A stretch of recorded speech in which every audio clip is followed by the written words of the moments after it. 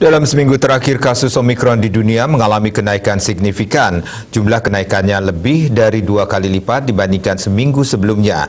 Demikian dikemukakan Menteri Kesehatan Budi Gunadi Sadikin dalam keterangan pers virtualnya.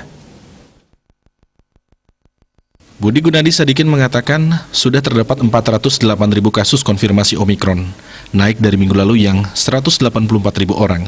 Dikatakannya, negara yang sudah terdeteksi ada Omikron naik dari 115 negara minggu lalu menjadi 132 negara.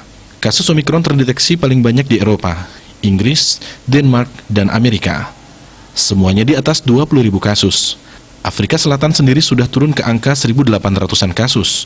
Budi mengungkapkan, negara di Asia Tenggara dengan jumlah kasus Omikron yang lebih banyak dari Indonesia adalah Singapura dengan 1.600 kasus dan Thailand 1.500 kasus.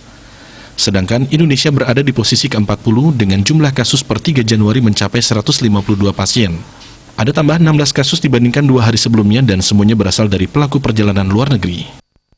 Negara di Asia Tenggara yang di atas kita adalah Singapura 1.600 dan Thailand 1.500. Indonesia ada di posisi 40, jumlahnya per hari ini 152.